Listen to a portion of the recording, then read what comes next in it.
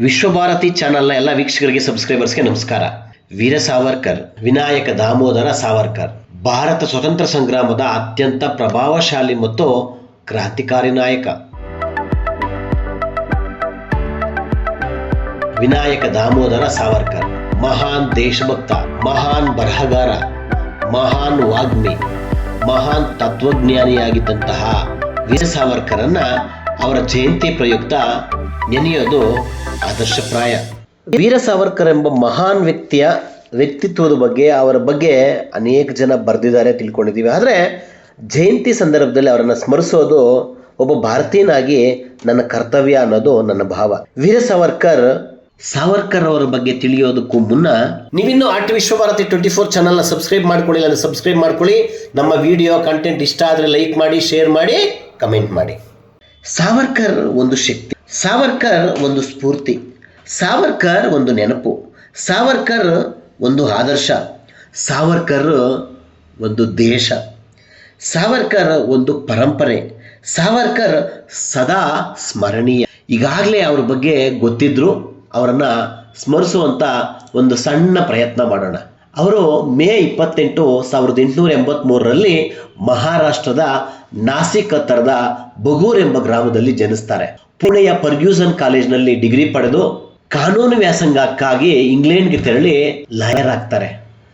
ಅವರ ನಡೆ ನುಡಿ ಬಗ್ಗೆ, ಅವರ ಕ್ರಾಂತಿಕಾರಿ ಚಟುವಟಿಕೆಗಳ ಬಗ್ಗೆ ತಿಳಿಯೋದಾದರೆ, ಅಭಿನವ ಭಾರತ ಎಂಬ ಸಂಘಟನೆಯನ್ನು ಕಟ್ಟಿ ಯುವಶಕ್ತಿಯಲ್ಲಿ ದೇಶಭಕ್ತಿಯ ಕಿಚ್ಚನ್ನು ಮೂಡಿಸ್ತಾರೆ ಮತ್ತು ಈ ಸಂಘಟನೆಯನ್ನು ಇಂಗ್ಲೆಂಡ್ನಲ್ಲಿ ರಹಸ್ಯವಾಗಿ ಸ್ಥಾಪನೆ ಮಾಡ್ತಾರೆ.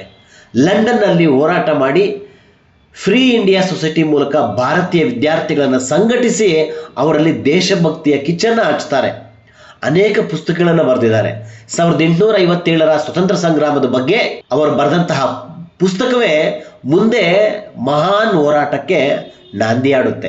ಬ್ರಿಟಿಷರ ವಿರುದ್ಧ ಅವರೆಲ್ಲ ಹೋರಾಟ ಮಾಡ್ತಾ ಇದ್ರು ಅನ್ನೋ ಕಾರಣಕ್ಕೆ ಅವರನ್ನು 1910ರಲ್ಲಿ ಬಂಧಿಸ್ತಾರೆ ಬ್ರಿಟಿಷರು. ನಂತರದಲ್ಲಿ ಅವರನ್ನು ಅಂಡಮಾನ್ ನಿಕೋಬಾರ್ ದ್ವೀಪದ ಜೈಲಲ್ಲಿ ಸುಮಾರು 50 ವರ್ಷಗಳ ಕಾಲ ಅವರನ್ನು ಬಂದಿಯಾಗಿ ಇರಿಸ್ತಾರೆ. ಅಲ್ಲಿ ಅವರು ಕಾಲಪಾನಿ ಶಿಕ್ಷೆಯನ್ನು ಅನುಭವಿಸಿದ್ದು ಇತಿಹಾಸ.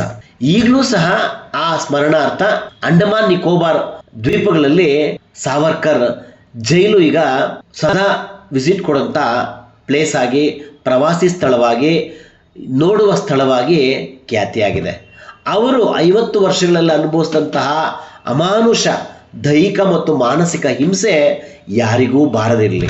ಅವರು ಜೈಲಿನ ಗೋಡೆಗಳ ಮೇಲೆ ಬರೆದಂತಹ ಸಾಹಿತ್ಯ, ಸಾಲು ಸಾಲು ಕವಿತೆಗಳು ನಿಜವಾಗ್ಲೂ ಅವರ ದೇಶಭಕ್ತಿಯ ತೀವ್ರತೆಯನ್ನು ನಮಗೆ ಉಣಬಡಿಸುತ್ತೆ. ಇಂತಹ ಮಹಾನ್ ಹೋರಾಟಗಾರ ಫೆಬ್ರವರಿ 26, 1966ರಲ್ಲಿ ನಮ್ಮನ್ನು ಅಗಲ್ತಾರೆ. ಸುಮಾರು 82 ವರ್ಷ ಬದುಕಿದಂತಹ ಇವರು ಆತ್ಮಾರ್ಪಣ ಅಂದರೆ ಉಪವಾಸ ಸತ್ಯಾಗ್ರಹ ಮಾಡೋದ್ರ ಮೂಲಕ ದೇಹತ್ಯಾಗ ಮಾಡ್ತಾರೆ. ಇಂತಹ ಮಹಾನ್ ಹೋರಾಟಗಾರರನ್ನ ಸ್ಮರಿಸೋದು, ನೆನಪಿಸ್ಕೊಳ್ಳೋದು ನಿಜವಾಗ್ಲೂ ಒಂದು ಆದರ್ಶ.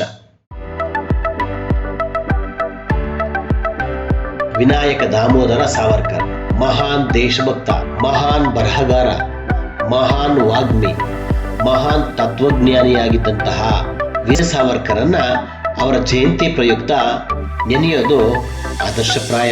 ನೀವಿನ್ನೂ ಆರ್ಟ್ ವಿಶ್ವಭಾರತಿ 24 ಚಾನಲ್ನ ಸಬ್ಸ್ಕ್ರೈಬ್ ಮಾಡ್ಕೊಳ್ಳಿಲ್ಲ ಅಂದರೆ ಸಬ್ಸ್ಕ್ರೈಬ್ ಮಾಡ್ಕೊಳ್ಳಿ. ನಮ್ಮ ವಿಡಿಯೋ ಕಂಟೆಂಟ್ ಇಷ್ಟ ಆದರೆ ಲೈಕ್ ಮಾಡಿ, ಶೇರ್ ಮಾಡಿ, ಕಮೆಂಟ್ ಮಾಡಿ.